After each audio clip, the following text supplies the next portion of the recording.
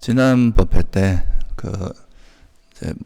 괴로움에 대해서 무상한 것은 괴로움이다라는 주제를 가지고 이야기를 했는데요. 오늘은 이어서 무상하고 이제 괴로움인 것은 또 무하다. 그러니까 이제 불교에서는 무아의 가르침을 이야기하는데요. 이 무아와 더불어서 또 우리나라에서는 이제 이 무아라는 말보다는 좀 공이란 말이 되게 많이 쓰이고 있는데요. 그래서 이 무아와 공의 관계 이런 거에 대해서 한번 살펴보도록 하겠습니다. 결국 이제 불교의 가장 가르침의 이제 가장 메인 아주 핵심 중에 하나가 이제 이 세상에 있는 모든 것들이 다 무상하고 괴로움이고 무아라는 것인데요. 그러면은 이제 이런 무아를 이해하기 위해서는 우리가 먼저 이제 무아라는 건 자아가 없다 이 말이니까요. 그 자아라는 게 뭔가라는 거에 대해서 먼저 좀 이해를 해야 이제 무아를 이해할 수가 있겠죠, 그죠? 그래서 이 자아라는 그 개념이 어떻게 나오는 건지부터 먼저 좀 살펴보고 무아를 살펴보도록 하겠습니다. 이거는 이제 인도 당시의 어떤 사상적인 흐름 또는 뭐 요즘도 비슷한 그런 흐름이 일반 종교에서는 되게 비슷한 흐름이 있는데 이제 인도에서는 크게 보면 부처님 당시에 이제 사상적 조류가 두 가지가 있었어요. 하나는 그 전변설이라고 하는 게 있었고요. 또 하나는 적치설이라고 하는 게 있었는데 이 전변설이라고 하는 게 뭐냐 하면 이 세상에는 이제 어떤 절대적인 존재가 있어요. 브라마이라고 하는 그런 절대적인 존재가 있는데 그게 이렇게 이제 바뀌었다 이 말이죠. 그게 이제 변해가지고 그것이 이제 이렇게 쪼개져서 나타난 것이 개별적인 개체다.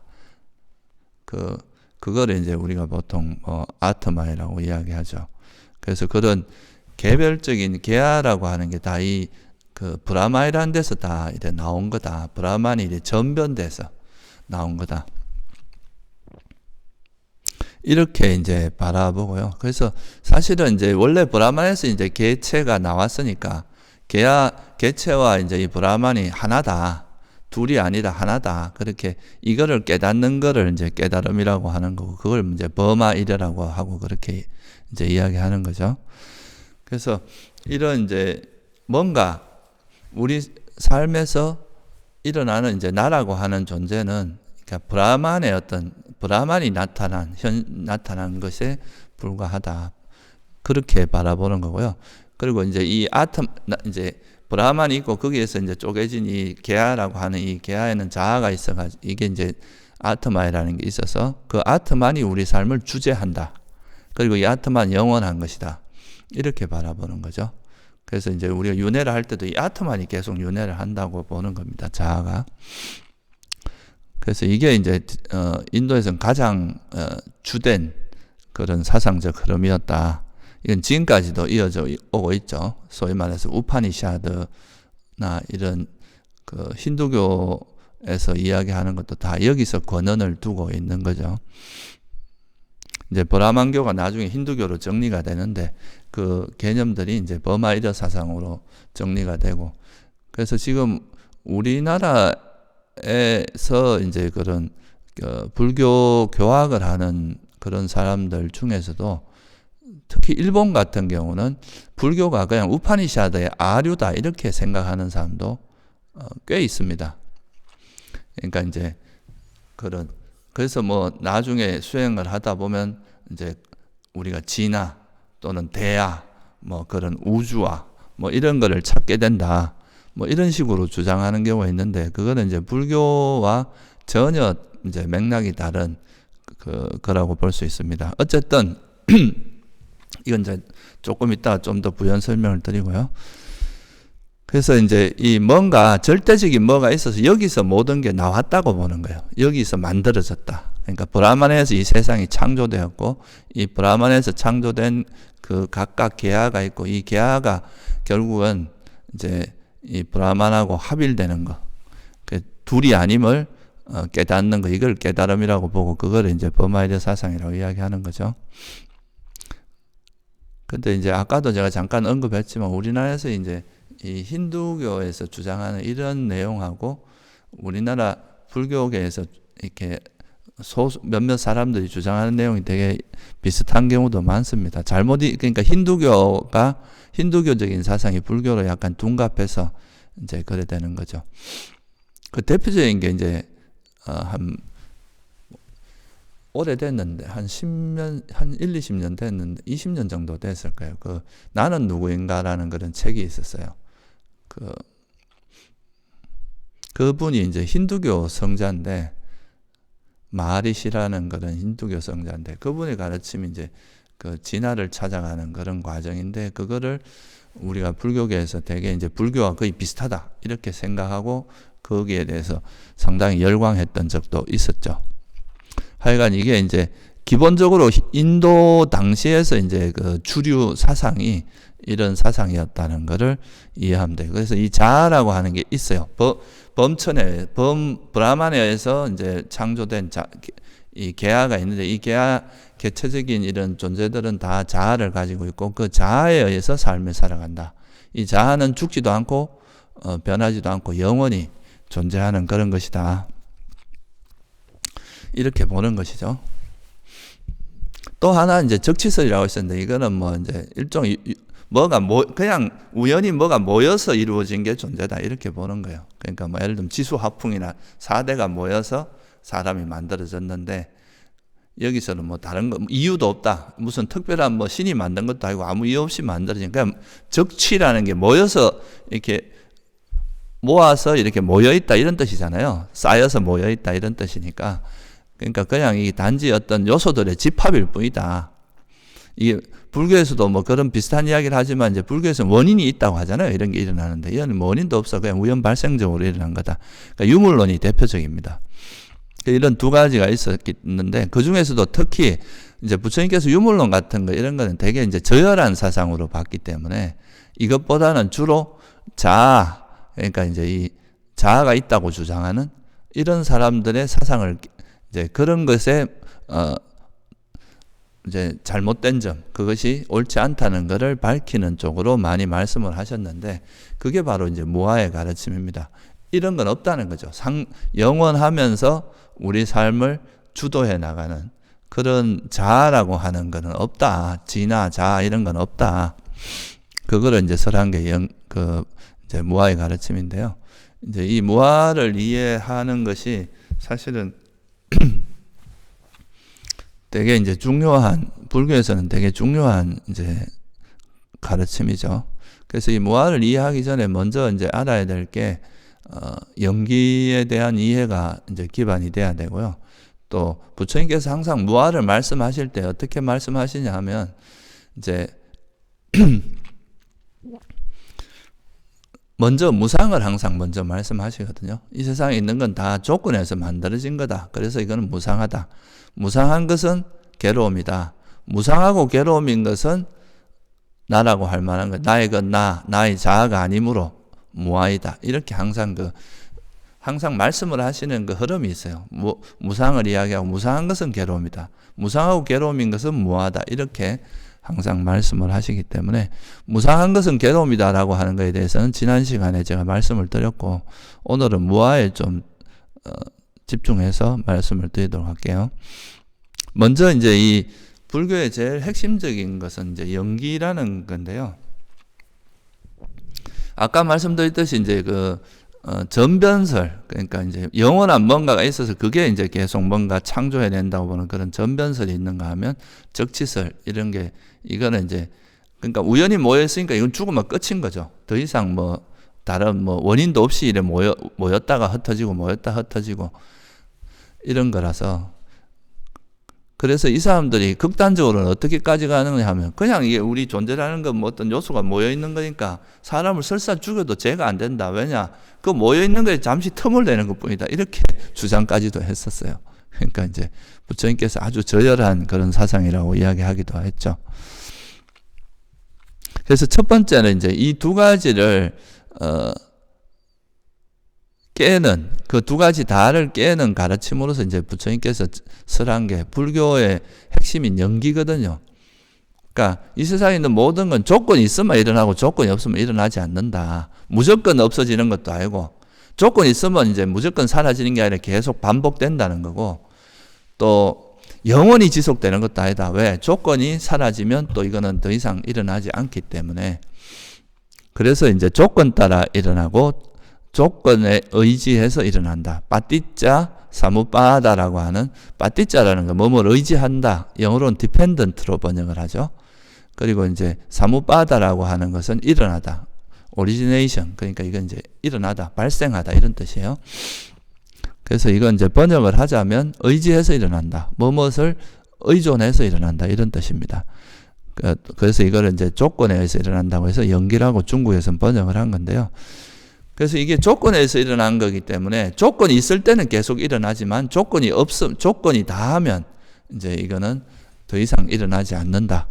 그러니까 영원히 존재하는 건 아니라는 거예요. 만약에 쉽게 말해서 이제 우리가 가래가 있으면, 집착이 있으면 계속 태어나게 되는데, 이 가래가 있는 한은 그 태어나고 죽고 하는 게 끝없이 지속된다는 거예요. 영원히 지속될 수 있는데, 만약에 가래가 소멸된다면 더 이상 태어나지 않는, 그러니까 이건 멈춰지는 거죠. 그 더 이상 윤회가. 그러니까 이거는, 그러니까 이제 적치설 같은 경우는 죽으면 끝이라고 하는데, 죽어도 만약에 내가 가래가 남아있는 한, 집착이 남아있는 한은 내가 뭐 죽으면 안 태어난다고 주장을 하든 그런 견해를 갖든 말든 태어난다는 뜻이에요. 그리고 전변설처럼 이제 자아가 있어서 그 영원히 존재한다, 영원히 주재하는 삶을 산다 이렇게 말하는 거는 또 역으로 말하면 영원히 하는 게 아니라 이제 집착이 있는 한은 가래가 있는 한은 계속 이제 이어지지만 만약에 가래가 소멸되면 더 이상 태어나지 않고 멈춰진다. 그러니까 이 두 가지를 전부 다 부정하고 그거의 중간적인 중도적인 입장에서 말했다 해서 이제 연기를 중간에 가르칩니다. 이걸 우리나라에서 이걸 중도라고 보통 이야기하는데 원래 이제 엄밀하게 말하면 중도는 팔정도를 이야기하는 겁니다. 그러니까 원래는 이게 중이라고 하는 게 맞죠. 그래서 그 대성 그 논서 중에 대표적인 그것도 중론이라 그러지 중도론이라고 하진 않잖아요. 그죠? 그래서 이제 그런 식으로 설한 것이 이제 불교다. 그래서 불교는 그 어느 한쪽도 인정하지 않고 양쪽 다 극단이라고 보고 이제 부처님께서는 연기를 설해가지고 중간의 입장에서 어느 쪽에도 치우치지 않은 그런 균형 잡힌 그 진리를 내세웠다. 그렇게 이제 본 거죠. 그래서 이 연기라는 것 바탕에서 무상하다는 것도 나오고 괴로움이라는 것도 나오고 이제 무아라는 것도 나온다는 거예요. 왜냐하면 연기 조건에서 일어나니까 조건이 다하면 사라진다는 뜻이잖아요. 그러니까 이 세상에 일어난 현상은 영원할 수 없다 이 말이거든요. 이게 조건에 의해서 만들어진 거니까 조건이 다하면 이제 사라질 수밖에 없다. 그런 의미를 갖고 있습니다. 그러니까 연기된 거, 조건에서 만들어진 거, 그걸 우리가 이제 전문 용어로는 형성된 법이라고 하죠. 쌍카타 담마, 형성된 법. 이거를 이제 유의법이라고 이제 중국에서는 번역을 했고, 그러니까 이 형성된 법은 다 소멸하기 마련이다. 우리가 지금 그 경험하는 모든 거는 다 형성된 법으로 보는 거죠. 그래서 그건 이제 무상하다. 소멸되기 마련이니까 영원하지 않고 무상하다. 무상한 것은 지난번에 말씀드렸지만 결국은 이제 무상하다는 것은 괴로움일 수밖에 없다. 그 현재 상태, 내가 원하는 상태가 영원히 지속된다면 그건 행복이라고 할 수 있지만 그러니까 아무리 좋은 상태라도 그게 다시 무너져서 이제 괴로운 쪽으로 갈 수 있다는 거, 이거는 이제 항상 괴로움의 속성이 있다. 이렇게 볼 수밖에 없기 때문에 무상한 것은 괴로움이다. 이렇게 이제 말씀을 드린다고 했습니다. 그러니까 여기서 말하는 괴로움은 단순히 고통을 의미하는 게 아니라 무상한 것이 가지고 있는 본질적인 결함을 이야기하는 겁니다. 무상하기 때문에 그것이 완전하지 않고 완벽하지 않고 그 무상한 것이 가지고 있는 본질적인 결함, 그런 것을 괴로움이라고 이제 표현을 한 거죠. 그래서 이제 무상하고 괴로움이라는 것은 이제 지난 시간까지 설명을 드렸고요. 그래서 이 영기라고 하는 조건에 의해서 발생했기 때문에 조건이 다하면 소멸할 수밖에 없다. 이 말이 이제 무상으로 설명이 되고, 무상한 것은 괴로움이에요. 그러니까 무상하고 괴로움인 것은 무하다. 이제 이런 그 논리 전개가 되는데요. 왜 그럼 무상하고 괴로움인 것을 무하라고 하느냐? 그러니까 제가 이제 서양 사람들이나 이제 좀 불교를 처음 접하는 사람들한테 가장 많이 듣는 이야기 중에 하나가, 아니 내가 말도 하고 이렇게 분명히 내가 있는데 왜 나를 무하라고 하느냐, 없다고 하느냐, 이런 이제 주장을, 아니 이런 질문을 많이 해요. 근데 그거는 이제 우리가 이런 말을 하거나 또 생각을 하거나 이런 행동 자체가 없다는 뜻이 아니고, 이런 행위 자체, 그러니까 이런 작용 자체가 없다는 뜻이 아니라 이 작용을 뒤에서 이렇게 주도하는, 그러니까 영원하면서 이 삶을 주도하는 뭔가 뒤에 보면은 이런 것이 없는 이 뒤에서 우리 삶을 주도하고 있는 그런 자아가 없다, 이런 뜻이지, 이런 우리가 실제로 말하고 하는 행동하는 이런 것도 없다는 뜻은 아니라는 거죠. 그래서 그거는 결국 이제 영기를 잘 몰라서 그래요. 지금 이제 이런 뭐 종이라든가 이런 나무 막대기나 이런 게 없는 건 아닌데, 이것이 이제 만들어졌기 때문에 이거는 이제 세월이 지나다 보면 풍화작용도 거치고 이게 이제 점점 따라서 언젠가는 사라질 수밖에 없는 그런 속성을 갖고 있으니까, 이런 거를 우리가 여기서 변하지 않는 막대기라는 실체는 없다, 이런 의미로서 이해를 해야 되는 거죠. 이 현상 자체가 없다, 이런 뜻은 아닙니다. 그래서 우리가 무아를 이야기할 때 항상 온 무아를 이야기하지, 그게 아무것도 없다 이런 뜻이 아니에요. 뭐가 있긴 있는데 그것이 그런 현상이 존재는 하는데, 그 존재하는 그것에서 변하지 않고 영원히 존재하면서 우리 삶을 주재하는, 그러니까 통제하는, 제어하는 이런 그 실체, 자아라고 하는 건 없다, 그런 의미라고 이해를 해야 됩니다. 그래서 아까도 제가 이제 처음에 말씀드릴 때 자아라고 하는 것은 두 가지 이제 큰 특성이 있어요. 하나는 영원해야 됩니다. 일단은 사라지는 걸 자아라고 할 수는 없기 때문에, 그러니까 이제 영원히 독립적으로 존재해야 되기 때문에 영원히 존재해야 되고, 이거는 외부 조건의 영향을 받으면 안 된다는 거죠. 이 조건의 영향을 받는 거라면 이걸 자아라 할 수 없다고 본 거예요, 부처님께서는. 그리고 이제 영원해야 되고, 둘째는 우리 삶을 주재해야 된다. 주재란 말은 우리가 회의를 주재한다 이런 말 쓰잖아요. 통제하고 제어한다 이런 뜻이죠. 그러니까 내가 말을 할 때도 이 말을 뒤에서 말하라고 이렇게 그 명령하는 뭔가 있다고 보는 거죠.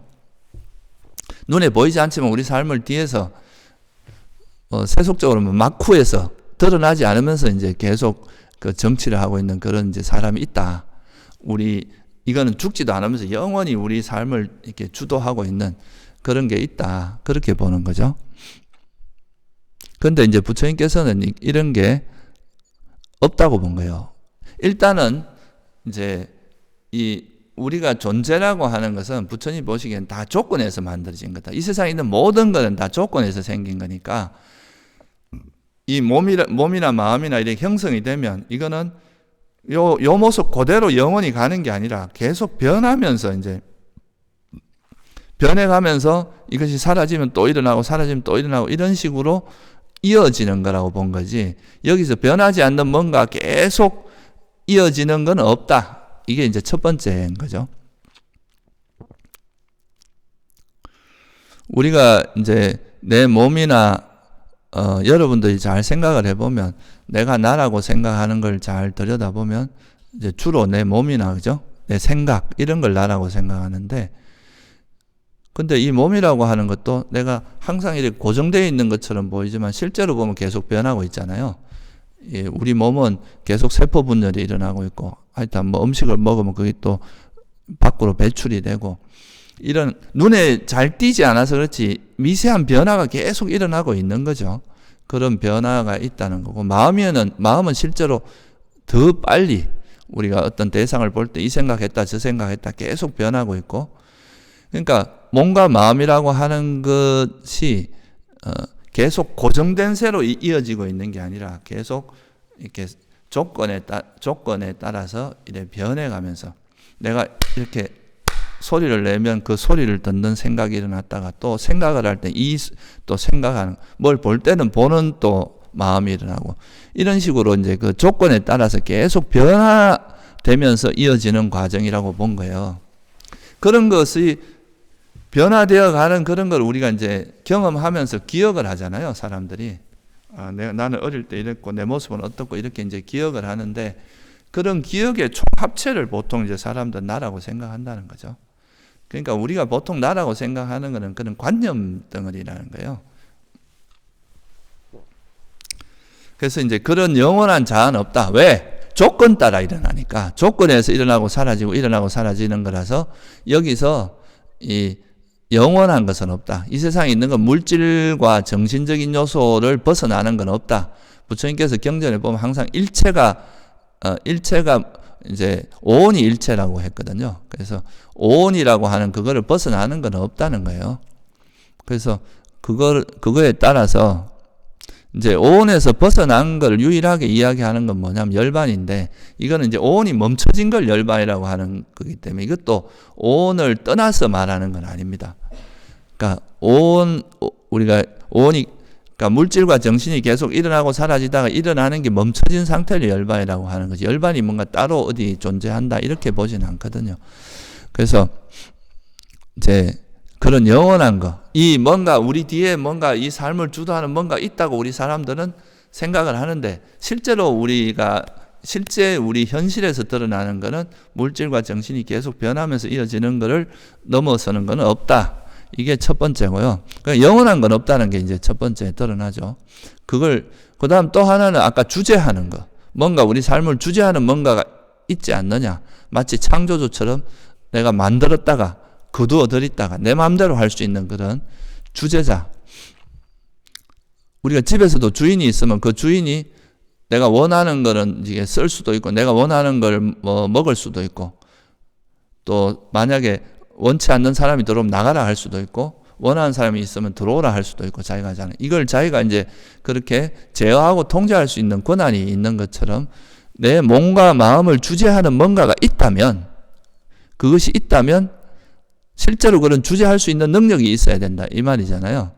자아가 있다면 그걸 주재할 수 있어야 되는데, 근데 이제 무상하고 괴로움인 것을 이라는 그 속성을 보면은 이 주재할 수 없다는 것이 드러난다는 거예요. 왜냐하면 사라질 수밖에 없는 거를 우리가 사라지지 말라고 한다고 해서 안 사라질 수 없다는 거죠. 이미 무상하다는 말은 형성된 것은 사라질 수밖에 없는데, 이거를 내가 아무리 사라지지 말라, 나는 사라지기 싫다, 사라지지 말라 한다 해서 안 사라지지 않는다는 거죠. 예를 들어서 우리가 이제 태어난 존재가 죽기를 싫어하는데, 나는 안 죽을 거야, 영원히 살 거야 라고 아무리 욕망을 일으키고 아무리 집착을 해도 이 조건이 닿으면 죽을 수밖에 없다, 이 형성된 몸은. 그렇기 때문에 이걸 내가 통제할 수 없다는 거죠. 죽지 말라고 내가 아무리 명령해도 죽을 수밖에 없고, 이미 일어난 생각을 사라지지 말라고 아무리 내가 명령을 해도 안 사라질 수밖에 없다는 거예요. 그러니까 무상한 것은 통제할 수가 없다는 거죠. 일부는 통제할 수 있어요. 우리가 예를 들어서 해로운 마음이 일어나는 거, 이거를 일어나지 않게 하고, 유익한 마음이 일어나는 건 일어나게 하고, 이런 거는 우리가 할 수 있는데, 일어난 마음이 사라지지 않게 하거나 이런 거는 불가능하다는 거예요. 무상한 거, 조건에서 만들어진 건 사라질 수밖에 없는 거라는 거죠. 그래서 무상한 것은 통제가 안 된다. 이게 하나고, 괴로움인 것은 또 무상한 것은 괴로움이니까 괴로움인 것을 우리가 주재할 수가 없다. 왜? 우리가 괴로움은 싫어하고 행복을 좋아하는데, 내가 이제 만약에 자아가 있다면 나한테 명령을 하는 거예요. 내 마음에 너 이제 괴로움은 일어나지 말고 행복만 일어나거라, 이렇게 명령을 한다고 해서 그 마음이 내 의도대로 따라주지 않는다는 거죠. 아무리 내가 그렇게 명령을 해도 누가 때리면 또 아픔이 일어나고 고통이 일어나고, 이거는 아무리 일시적으로는 그렇게 될 수 있어도 결국은 또 이게 사라져서 또 괴로움이 일어날 수밖에 없는. 왜? 이 속성이 괴로움이기 때문에. 괴로움의 속성이 가지고 있는 것을 괴로움이 일어나지 않게 하는 것은 불가능하다는 거죠. 그래서 이 무상하고 괴로움인 것은 통제할 수 없다. 통제한다고 해도 되게 제한적으로 할 수 있는 거다. 이게 이제 또 부처님의 통찰입니다. 이거는 이제 무아의 특징경이라는 경에 보면 자세히 나와 있어요. 제가 말씀드린 이런 내용들이 잘 설명이 되어 있습니다. 그래서 무아라고 하는 의미 자체가 지금 이 현상이 없다 이런 뜻이 아니라 그 현상이 분명히 지금 그러니까 우리가 현실적으로 경험하는 건 일시적이긴 하지만 존재합니다. 일시적이긴 하지만 존재는 하지만 작용이 있어요. 근데 그 작용에 내재된 속성이 뭔가 변하지 않는 실체나 또 그거를 우리 삶을 주재하는 그런 자아라고 할 만한 것은 없다. 그런 것은 찾을 수 없다. 그런 것은 발견되지 않는다 하는 것이 무아의 가르침이다. 이거를 잘 이해해야 됩니다. 없다라는 뜻하고 달라요. 그러니까 아까 제가 말씀드렸지만 이 막대기가 있으면 이 막대기가 분명히 없는 건 아니잖아요. 그죠? 이렇게 분명히 지금 현재 이런 모양을 하고 우리가 만지면 만질 수도 있고 이런 분명히 이렇게 존재를 하고 있지만 이 속에서 뭔가 변하지 않는 실체를 찾아보자 한다고 하면은 없다는 거죠.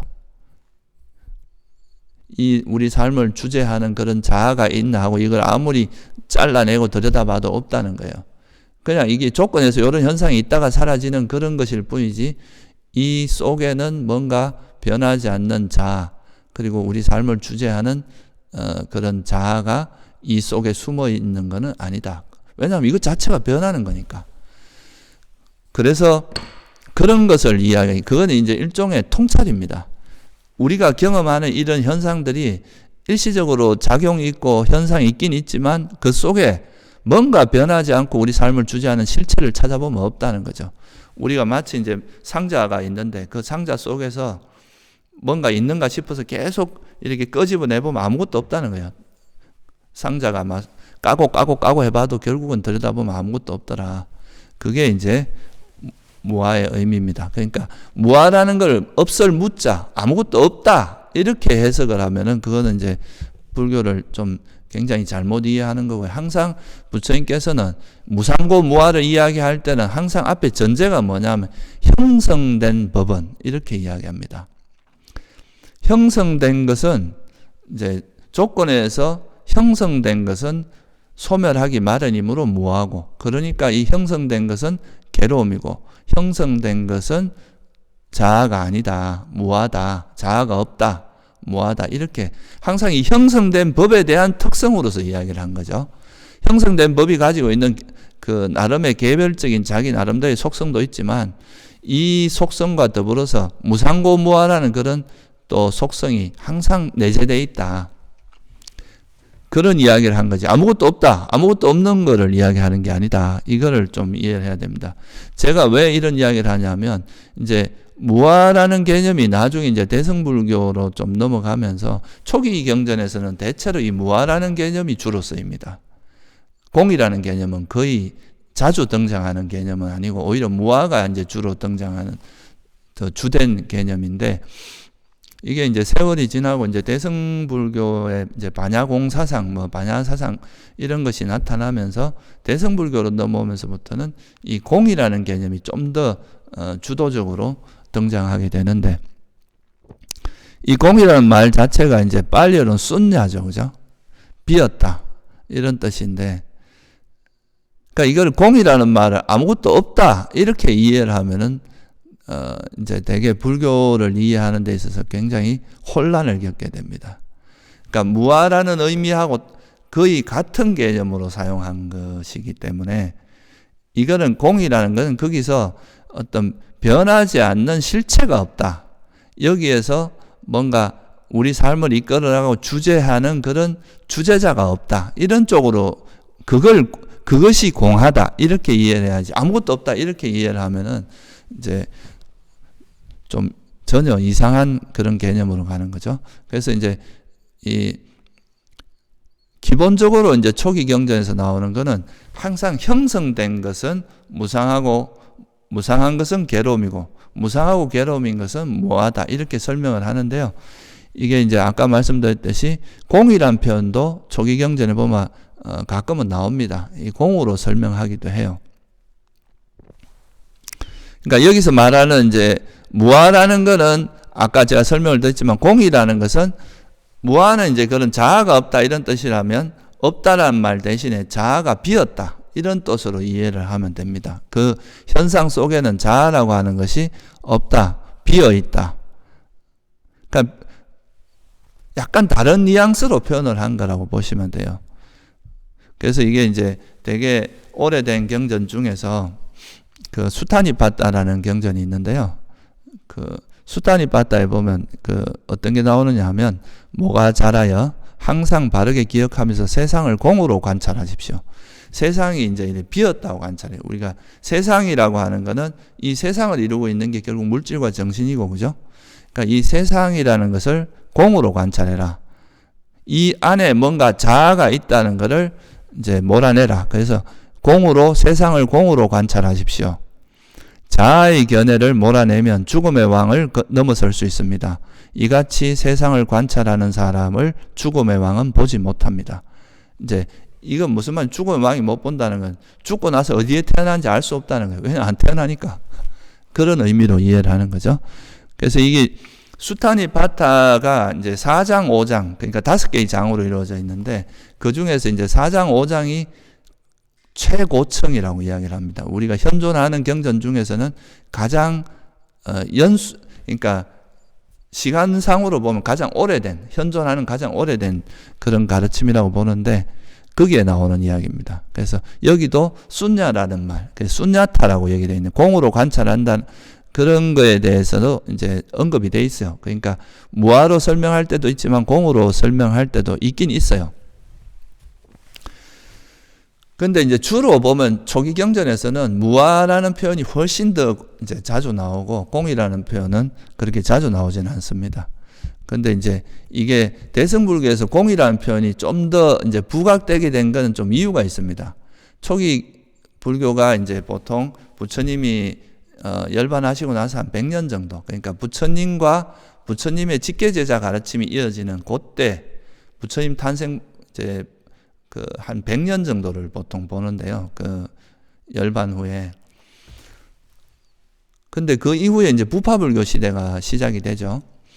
그러니까 부파불교 시대가 한 1000년 이상 지속이 되는데, 아니 1000년이 아니죠. 12세기 정도까지 이렇게 지속이 되는데, 근데 이 부파불교 시대에서 주로 많이 한 게 뭐냐 하면 이제 아비담마라는 게 나옵니다. 이제 자기 부파들의 견해를 정리해서 우리는 법을 이렇게 이해한다 하는 그런 이제 법에 대해서 나름대로 정리한 논서가 이제 많이 개발이 되게 되는데, 그 중에 지금까지 남아있는 것 중에 대표적인 게 이제 아비담마 구사노이라고 하는 북방 아비담마라고 하고, 남방에 지금 우리가 보통 초계불 공부한 사람이 많이 접한 아비담마따 상가라고 하는 그 아비담마, 그 두 가지가 이제 제일 잘 남아있는 두 가지 논서인데요.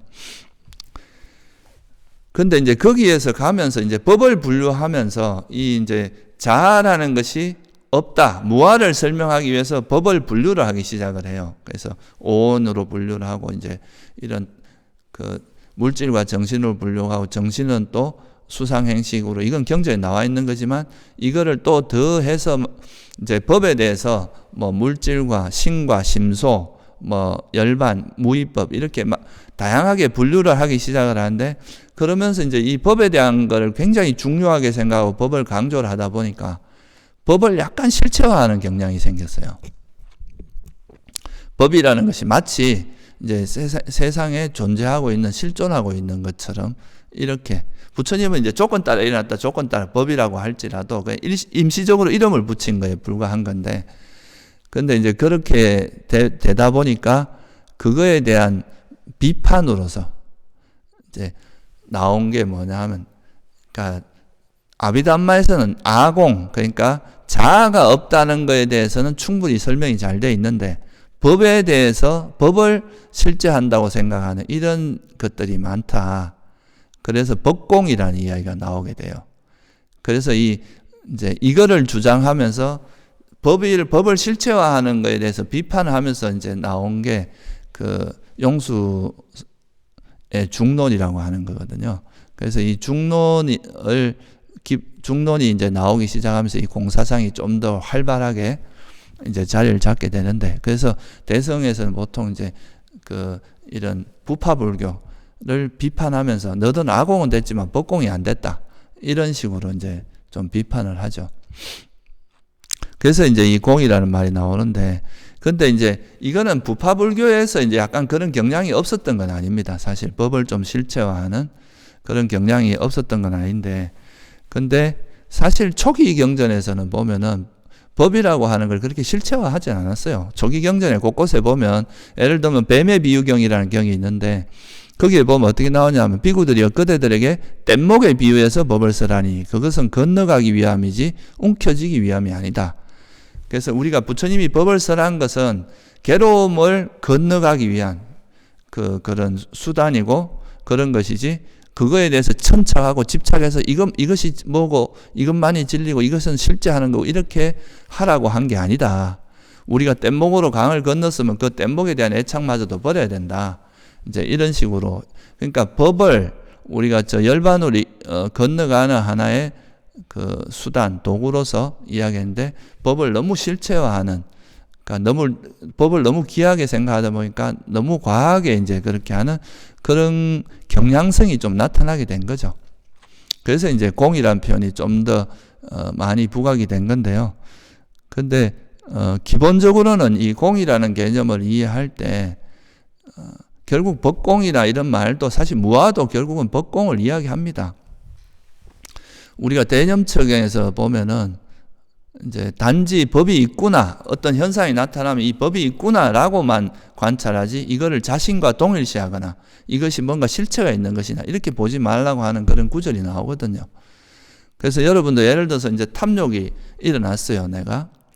그러면 그런 탐욕이 일어났을 때 이 탐욕이라고 하는 건 하나의 이제 일어난 현상이죠. 조건에 의해서 일어난 하나의 현상입니다. 정신 현상. 그럼 이것도 분명히 이제 잠깐 머물다 사라지지만 이 탐욕이 일어날 때 분명히 작용이 있어요. 어떤 대상의 마음이 딱 달라붙어가 잘 안 떨어지려고 하는 이런 게 작용이 없는 건 아니거든요. 그런데 이걸 우리가 탐욕이라고 이름을 붙였어요. 법으로서 이렇게 탐욕으로 이야기를 하거든요. 그러면 이것이 탐욕이라는 법이기도 하지만 이거는 영원한 건 아니잖아요. 일어났다가 또 사라지는 법이니까 여기서 변하지 않는 실체라는 거는 없다. 이 탐욕이 일어난 것이 나한테서 일어난 게 아니라 그냥 이런 조건에서 탐욕이 일어났고 이런 조건에서는 또 성냄이 일어나고, 그것이 또 어떨 때는 또 탐욕이 없고 어떨 때는 성냄이 없고, 그러니까 우리 모습이라고 하는 게 어떨 때는 또 집착을 막 하다가 어떨 때는 화를 냈다가 어떨 때는 집착이 없다가 이렇게 변해가는 것이지, 고정불변하는 내 모습, 나는 탐욕이 내 모습이다 이렇게 하면 나는 언제나 탐욕인 사람이 돼야 되는데, 그렇잖아요. 만약에 탐욕이 내 모습이라면 나는 항상 탐욕이 내 모습에 있어야, 항상 그렇게 돼야 되겠죠.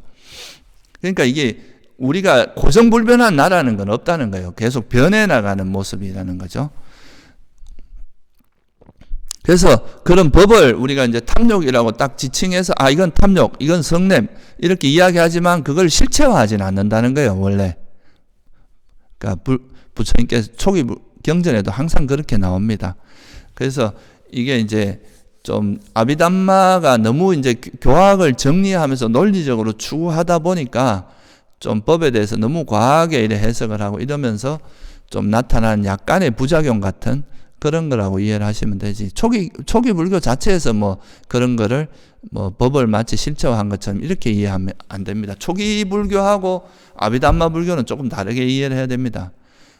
아비담마는 훨씬 더 후대에 형성된 거고, 또 아비담마는 좀 부처님이 직접 설했다기보다는 후대 스님들이 그걸 논리적으로 이제 부처님이 설한 법을 논리적으로 체계화하는 과정에서 만들어진 거기 때문에 조금 다르게 이해를 하면 됩니다. 그래서 이제 제가 말씀드리고자 하는 거는 무아와 공은 거의 같은 개념으로 이해하는 데 있어서 훨씬 더 바르게 이해할 수 있다. 이제 공을 이해하는 데 있어서도 이제 더 잘 이해할 수 있다. 이렇게 볼 수가 있습니다. 그래서 첫 번째 이제 이 공에 대해서 그럼 어떻게 하면 바르게 이해할 수 있냐. 첫째, 공은 연기가 공이다라는 것을 이해해야 돼. 연기가 기반이 되어 있다. 공이라고 하는 개념은. 왜 이걸 그러냐면은, 그러니까 이제 이게 저 중론에 나온 이야기인데, 조건에서 생겨난 법. 나는 이것을 공성이라고 한다. 조건에서 생겨난 것이 가지고 있는 속성이 공이라는 뜻이에요. 그러니까 아까도 말씀드렸지만, 형성된 것은 내가 예를 들어 화를 내는 것도 형성된 법이잖아요. 조건에서 만들어졌단 말이에요. 누구 대상을 보거나 대상을 보고 마음과 접촉했을 때 화가 일어나니까 이것도 조건에서 형성된 건데, 이것 자체가 조건에서 일어난 거니까 조건이 닿으면 사라질 수밖에 없으니까 일어나 있는 것처럼 보이지만 이건 사라질 수밖에 없는 그런 이미 그런 속성을 갖고 있다. 그러면 이건 이게 영원히 존재하는 실체로서가 아니라 공한 거다. 그런 의미에서 공성이고, 이건 단지 가명이다. 임시로 붙여진 이름이라는 거예요. 임시 가짜거든요, 이게. 임시로 그냥 이걸 탐욕이라고 할 뿐이다. 그래서 이거는 그 작용이라는 거를 부정하지도 않고, 이것이 일어났을 때 그런 집착하는 작용이 있다는 걸 부정하면 안 되거든요. 그죠? 그리고 그렇다고 해서 또 이게 영원히 존재하는 건 아니니까 이게 공성도 부정할 수 없어요. 그러니까 똑같은 현상이지만 그것을 작용이 있냐 없냐 측면에서 보면 있어요. 없는 건 아니에요. 그렇지만 또 이것이 영원한 변하지 않는 내 모습이냐, 변하지 않는 실체로서 고정불변하는 걸로 존재하느냐, 이렇게 하면 있다고 할 수 없겠죠. 이건 공이라고 해야 되겠죠.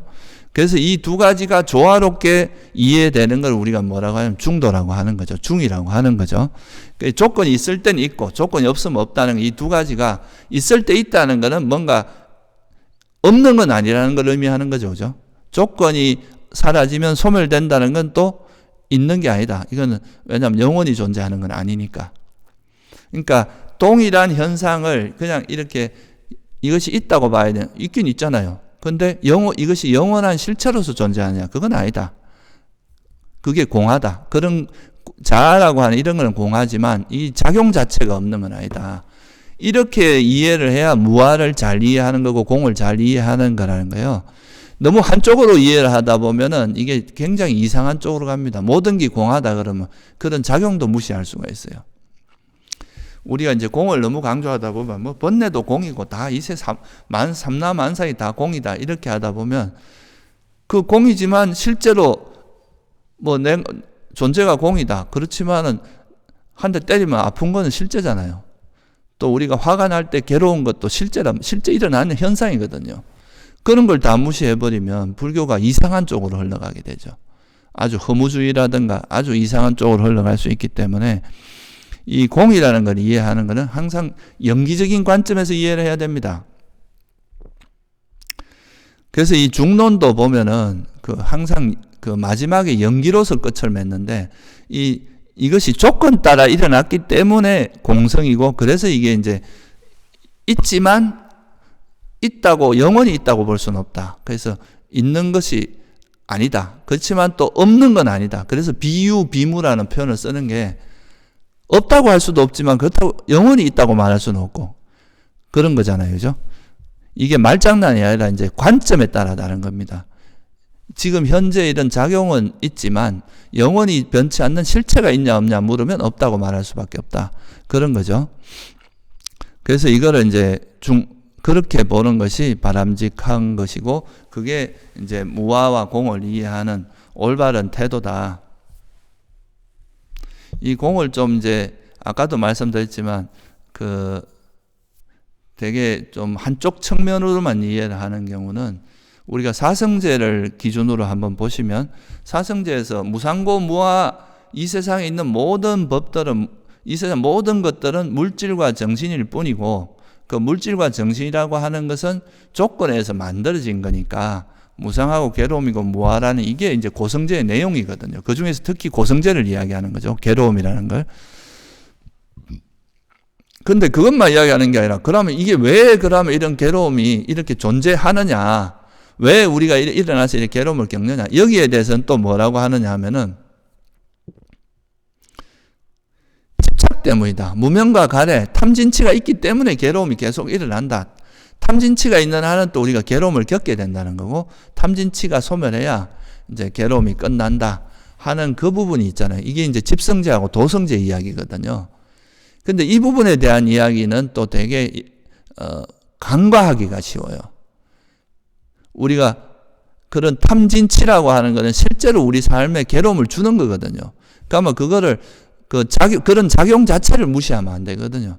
그러면 내가 어떤 작용이 일어나면 이걸 무조건 공이야라고 하면은 이게 뭐 어떻게 이게 일어나는지 어떻게 벌어지는지 이런 것도 모르고 그냥 무조건 공으로 배척을 해버리면 그거는 이제 되게 이상한 불교가 될 수가 있고, 적어도 이제 그런 것이 일어날 때 이것이 탐욕인 걸 알지만 이거는 실체가 없는 거고 공한 것이다, 이렇게 이해를 해야 그 문제를 해결할 수 있다는 거죠.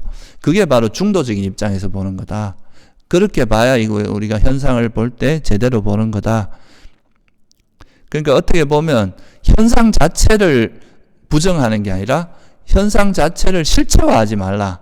이 현상 자체에 뭔가 변하지 않는 뭔가시 있다고 착각하지, 그런 어리석음을 깨려고 하는 이야기지, 이 현상 자체를 부정하는 건 아니다. 그래서 이거를 이제 또 다른 그러니까 마지막 니까에 보면은 또 공에 대해서 설한 경전이 있어요. 공에 대한 짧은 경이라는 경이 있는데, 거기에 보면은 이걸 이제 두 가지로 이렇게 우리가 이제 공을 이야기할 때 두 가지로 이렇게 표현하기도 합니다. 공, 불공, 이런 말 들어봤는지 모르겠는데, 하나는 공이라는 측면과 불공이라는 측면, 이 두 가지가 조화롭게 됐을 때 그게 진짜 공이다. 이건 무슨 말인가 하면 거기에 없는 것은 없다고 이야기하고 있는 것은 있다고 이야기해야 된다. 존재하는 것은 존재한다고 하고 없는 것은 없다고 해야 된다 이거예요. 예를 들어서 우리가 이제 선정에 들어가요. 선정에 들어가면은 선정에 들어갈 때 이제 선정에 들어갈 때는 바깥에 이제 여러 가지 우리 감각적인 대상들은 다 없어지잖아요. 그걸 버려야 내가 선정에 들 수 있다면, 내가 잡고 있는 건 이제 예를 들면 호흡이라고 하는 이 하나의 대상에만 마음을, 이 호흡이라는 표상만 알고 있어야 선정에 들 수 있는데, 그러면 이 다른 것은 비었고 이 호흡으로 인한 인식은 있는 거잖아요. 그죠? 그러면 이 사라진 것은 이것은 지금 없고 이것은 있는 것이다, 이렇게 인식을 해야 되죠. 그 말은 뭐냐 하면 이미 이것이 이제 조건에서 사라졌다는 것은 이것 자체가 영원하지 않다는 걸 의미하는 거죠. 그죠? 이건 공한 거죠. 그죠? 무상한 것은 공한 거잖아요. 괴로움인 것은. 무상하고 괴로움은 공한 거단 말이죠. 그렇지만 내가 그 호흡을 알고 있는 요 작용 자체는 또 공한 건 아니잖아요. 그죠? 이렇게 이제 공하기도 하지만 불공이다.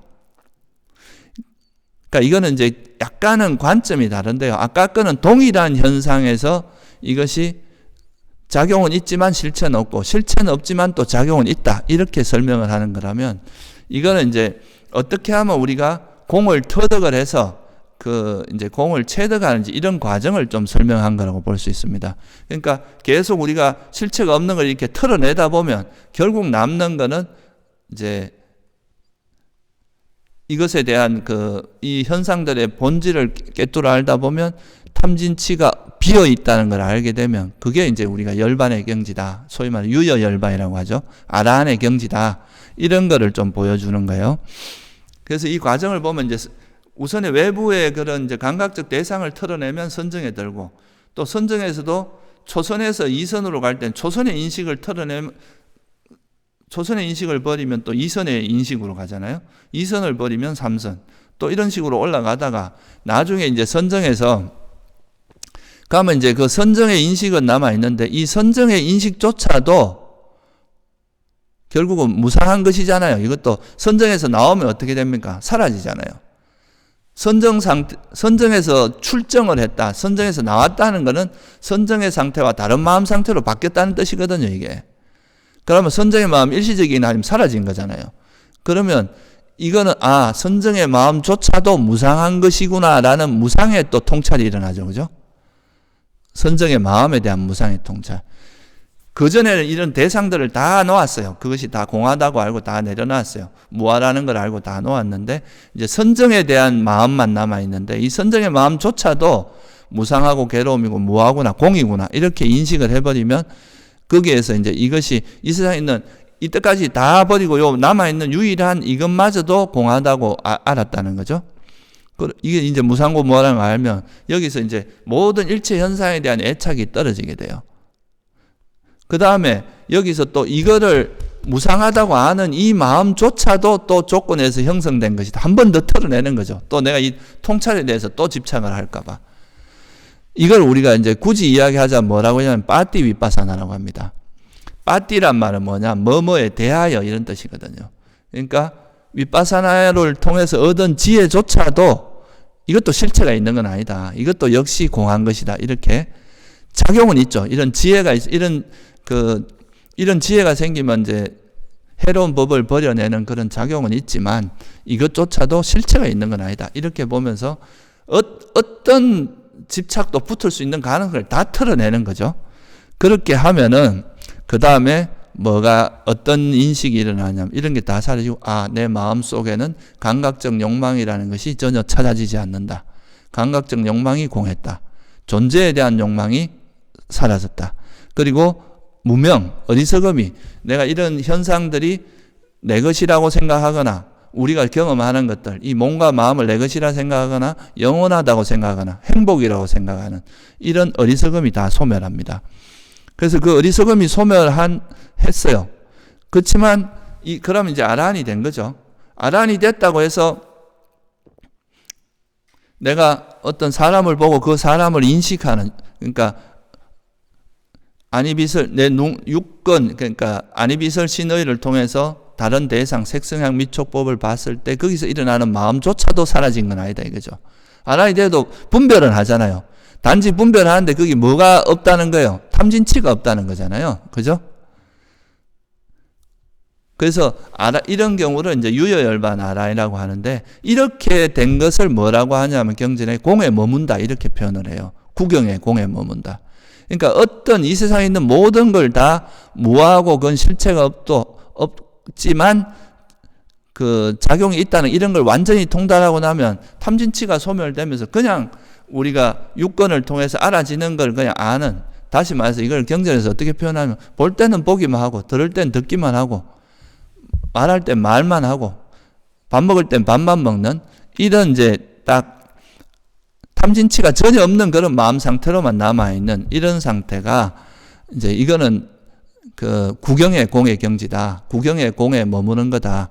그러니까 이건 이제 무아와 공을 완전히 터득했을 때 나타나는 그런 상태다. 이렇게 볼 수가 있겠죠. 그래서 이게 경전을 보면 어떻게 표현이 되어 있냐 하면요. 그는 이 인식은 감각적 욕망에 기인한 번뇌가 공하다. 이 인식은 존재에 기인한 번뇌가 공하다. 이 인식은 무명에 기인한 번뇌가 공하다라고 꿰뚫어한다. 그러니까 그 번뇌가 완전히 소멸한 건 알지만 그럼에도 불구하고 그는 생명을 조건으로 이 몸을 의지하는 6가지 감각, 아니비설 신의라고 육건에 관련된 거는 공하지 않다. 이거는 불공이다. 왜냐하면 현재 작용은 있으니까요. 작용을 하고 있으니까. 이것마저 공해지는 건 이제 뭐가 돼야 되겠어요? 이제 아라한이 죽음을 맞이하면 더 이상 안 태어나게 되면 그런 육처로 인한 작용마저도 이제 공해지겠죠. 그런 과정, 이제 어떻게 해서 공이 완전히 터득되는지 그런 과정을 이제 설명하는 거죠. 이거는 주로 이제 열반의 관점에서, 열반을 이제 정득해가는 그런 관점에서 공을 설하는 거고, 그러니까 원래 이제 말씀한 것은 이제 공이라고 하는, 무아 공이라고 하는 거는 항상 이 두 가지를 같이 이해를 해야 됩니다. 이 점이 되게 중요해요. 작용은 있지만 실체는 그러니까 주재하는 실체, 자아는 없다. 그러니까 실체는 없지만, 공이지만, 그렇다고 해서 작용이 없는 건 아니다. 이 두 가지를 항상 이렇게 균형 잡혀서 생각을 해야지, 한쪽만 가지고 이제 주장을 하다 보면 문제가 생깁니다.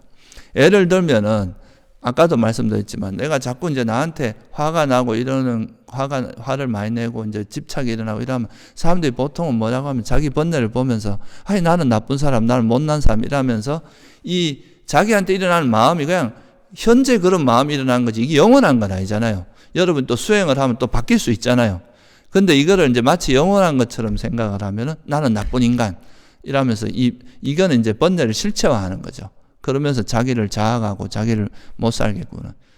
이거는 뭐의 균형이 깨진 거예요? 이 현상 자체도 공하다는 거, 무아라는 거, 그죠? 조건에서 일어난 것일 뿐이라는 거에 대한 그게 깨진 거잖아요. 이런 게 있으면은 그냥 현상일 뿐이다 이렇게 볼 수 있겠죠.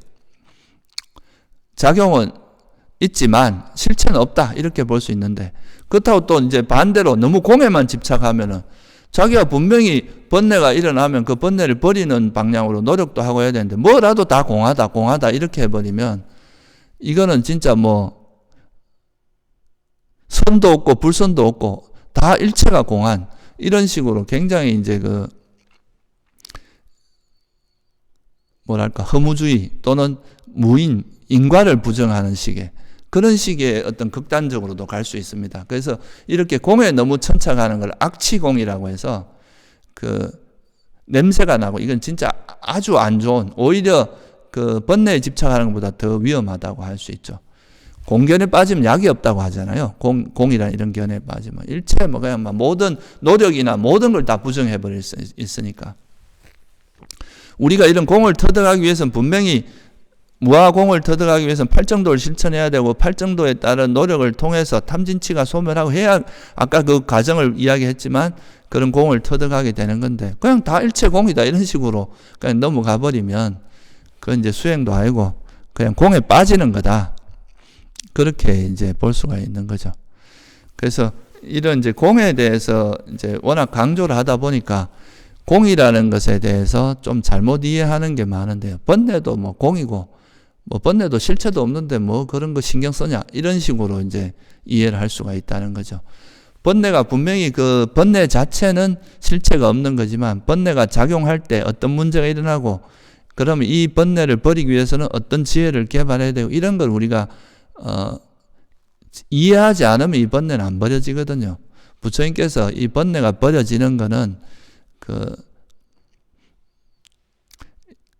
이 번뇌가 어떤 구조로 일어났는지, 왜 어떻게 해서 이 번뇌가 일어나고, 어떻게 하면 이 번뇌가 버려지고, 어떻게 하면 이 버려진 번뇌가 다시 일어나지 않는지, 이런 거에 대한 통찰을 통해서 버려진다고 말씀하셨거든요. 대념청에 보면 그런 이야기가 나옵니다.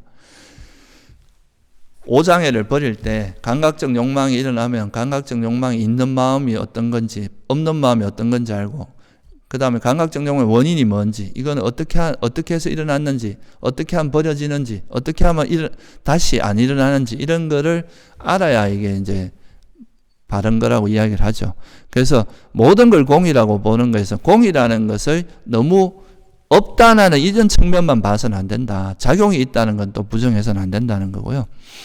또 하나 공에 대해서 좀 잘못 이해하는 건 어떤 게 있느냐 하면 공이라는 것에서 모든 게 나온다. 이렇게 또 착각할 수도 있어요. 공을 마치 이제 텅 비어 있는 여기서 모든 게 다 나온다. 이 앞에서 제가 잠깐 말씀드린 뭐예요? 전변설 같은 거 있잖아요. 브라마에서 모든 게 나온다고 하는 것처럼 이 텅 비어 있는 데서 우리 마음도 일어나고 뭐 이런 식으로 이해하는 사람도 간혹 있습니다. 마음이 일어나는 자리가 바로 공이고 뭐 이런 식으로 생각을 할 수가 있는데, 그러고 이제 공이라는 게 결국 열반이고 뭐 열반에서 모든 게 나왔다. 이렇게 이제 이야기하기도 하는데, 실제로 불교에서 말한 열반은 그냥 오온이라고 하는, 그러니까 물질과 정신이 계속 어떤 가래라고 하는 집착이라고 하는 동력에 의해서 계속 이어지다가 그 이어지는 것이 이제 동력이 없어지니까 이제 조건이 다 하니까 멈춰서 더 이상 일어나지 않는 상태를 열반이라고 하는 거지, 열반이 우리 삶에 어떤 직접적인 영향을 끼칠 수가 없어요. 그러니까 열반이 마음 일어나게 하거나 이렇게 할 수 없다는 거죠. 그냥 그거는 우리 마음이 이렇게 이어지다가 멈춰진 거를 열반이라고 하는 거기 때문에, 그래서 하여간 이 공을 잘못 이해를 하면은 모든 게 다 공하다, 모든 게 다 없다, 이렇게 이해를 하는 경우가 있어서 그것이 이제 굉장히 부정적인 그런 영향을, 그러니까 불교를 왜곡되게 이해하게 한다는 거죠. 그 앞에서 보면 이런 말이 나와요. 그냥, 경전에 보면은 이처럼 참으로 그는 거기에 없는 것은 공하다고 관찰하고 거기에 남아있는 것은 존재함으로 이것은 있다라고 꿰뚫어 한다. 안 한다여. 이같이 그에게 진실하고 전도됨이 없고 청정한 공의 경지가 생긴다. 그러니까 공의 경지라고 하는 건 있는 건 있다고 보고 없는 건 없다고 봐야 된다는 거죠. 무조건 없다고 있는 것도 부정하고 이런 게 아니라 있는 것은 있는 대로, 없는 것은 없는 대로. 그러니까 다시 말하면 있는 그대로 봐라. 이거 왜곡하지 말고 그 의미라는 거예요. 그리고 또 요즘은 이제 뭐 공하다는 의미를 좀 잘못 이해해서 그렇게 이해하는 사람도 있는 것 같아요. 뭐 괴로움은 본래 없는 거다. 예? 괴로움이라는 건 본래 없는 거다. 그렇게 이해를 하는데 그거는 이제 그것도 어떻게 보면 불교를 좀 왜곡되게 이해한 거라고 생각합니다. 왜냐하면 부처님께서 이 세상에 있는 모든 것은 뭐라 그랬습니까? 고성제에서 형성된 것은 전부 괴로움이라 그랬는데 괴로움이 본래 없는 거다 이렇게 말하면 앞뒤가 안 맞는 이야기 아니에요, 그죠? 우리가 이게 본래 이 세상에 있는 모든 형성된 것들은 괴로움이라고 통찰을 하면은 그로 인해서 이제 더 이상 내가 이 형성되는 것에 집착을 안 하게 되겠죠, 그죠? 더 이상 형성되려고 하지 않겠죠. 그러면 이제 더 이상 그 태어나고자 하는 그런 가래가 없어지고 그러면 그걸로 멈춰지겠죠. 그러면 더 이상 태어나지 않고 형성되지 않으면 거기서 모든 괴로움이 소멸되고 거기는 괴로움이 없겠죠. 근데 이 세상에 원래 괴로움이 없는 거다. 이런 거는 참 어떤 면에서 보면 불교의 그 고성제를 부정하는 거죠. 그런 사람 몽둥이를 한 30대 때려야 됩니다. 그러면 그 괴로움은 있나 없나 한번 물어봐야 돼. 괴로움은 본래 없는데 왜 아프냐고 물어봐야 돼. 그거는 이제 아니다. 원래 괴로움이 본래 없다는 이야기가 불교 이야기가 아닙니다. 불교는 이 세상이 형성된 것이 무엇이나 조건지어져 만들어진 것이기 때문에 소멸할 수밖에 없고 그래서 무상하고 그래서 무상하기 때문에 괴로움이고 이런 의미거든요. 그러니까 일체가 다 괴로움이라는 게 불교의 가르침이 일체 괴고잖아요. 일체가 다 괴로움이다. 그거를 통찰하면은 이제 이것이 무상하고 괴로움이고 무한하는 걸 통찰하면 우리가 집착하고 있는 가장 대표적인 내 몸과 마음, 나라고 하는 존재, 감각적 욕망 이런 것이 다 저건 무상하고 저것이 행복처럼 보이지만 괴로움이고 오히려 우리에게 실체도 없는 거다. 저기에 뭘 집착을 할 것인가? 이런 통찰을 통해서 여기에 대한 이제 이것을 영원하다고 생각하거나 행복이라고 생각하거나 내 것이다, 나다 생각하는 그런 어리석음이 벌어지면서 애착이 벌어지는 거죠. 이런 무상과 괴로움과 무아를 통찰함으로 통해서 아까 말했듯이 뭐가 일어난다 그랬어요. 감각적 욕망이 벌어지고 성냄이 공해지고, 존재에 대한 욕망이 공해지고 무명이 공해지는 거죠, 그죠? 그러면서 그게 벌어지면서 이제 그 내가 집착하고 있는 모든 애착이 벌어지고 그로 인해서 괴로움이 소멸되는 거지 본래 괴로움이 없다 이런 건 말도 안 되는 이야기다. 그렇게 이야기하는 것은 괴로움이 본래 없다면 왜 이렇게 많은 사람들이 고통받고 살아갑니까? 수많은 사람들이 고통을 받고 사는데 그러니까 그거는 이제 깨달음을 얻고 나서 그리고 이제 아라한이 된 뒤에 아라한이 죽음을 맞이하고 나면 괴로움이 완전히 소멸되는 것이지 우리가 아라한조차도 이 태어난 이상은 괴로움을 겪습니다. 몸으로 오는 괴로움을 안 겪을 거, 이제 정신적인 고통은, 정신적으로 겪는 모든 괴로움은 소멸했을지라도 몸에 병이 나거나 몸에서 오는 고통에서 벗어나지 못하거든요. 부처님께서도 뭐 설사를, 배탈을 하시거나 막 등이 아파서 고생하시 이런 이야기가 있잖아요. 그죠? 그래서 그것이 이제 공을 좀 잘못 이해해서 이야기하는 거라고 저는 생각을 합니다. 그래서 이제 이 무아와 공이라는 것은 거의 같은 의미로 이해, 무아공을 이해한다는 것은 결국 어리석음이 벌어지게 됩니다. 이 세상에 있는 모든 것이 영원하다. 우린 보통 영원히 뭔가를 영원하길 바라고 행복이 영원히 존재하면서 영원하고 그러니까 영원히 행복하고 내가 영원히 행복하게 존재하고 싶어하는 이런 갈망이 있는데 이 갈망을 이런 것이 이제 어리석음이라는 거죠. 실제 할 수 없는 거를 하는 거니까. 그래서 그것이 벌어지고 그 어리석음이 벌어지면서 영원하다고 생각하는 것이 무상하고 괴로움이라고 행복이라고 생각하는 것이 괴로움이고 내 것이고 나라고 생각하는 것이 나라는 것이 없다고 알면 그 애착이 벌어지고 그걸로 인해서 이제 아란이 돼서 해탈하게 되고 괴로움이 벌어진다. 그래서 이 고성제 무상고 무아라고 하는 무상함과 괴로움과 또 무상하고 괴로운 것이 무와 공이라는 것을 철저히 깨뚫어 알면 집성제, 괴로움이 일어나는 원인인 그 집성제가 완전히 버려지게 되고, 그게 이제 우리가 수행의 방향이다. 그래서 이 무아와 공이라고 하는 것을 잘 이해하면, 이거는 되게 중요한 게, 이제 윗바사나 수행할 때도 이 무아공이라는 걸 잘 이해를 못하면 자꾸 자기 번뇌를 자기하고 실체를 동일시하거든요. 이 번뇌 일어나는 게 곧 나다 이렇게 생각해서 나는 못된 자기를 이제 하고 내 마음에서 그런 이제 번뇌가 있는 것 자체를 보기 싫어하고 이렇게 되는데, 그게 아니라 그건 그냥 현재 내 모습, 또 미래에 또 바뀔 수 있다, 이건 계속 변하는 것이다, 실체가 없다, 이렇게 봄으로써 우리가 수행에 큰 도움이 됩니다. 예, 오늘은 그 무아와 공에 대해서 좀 설명을 드렸습니다. 마치겠습니다.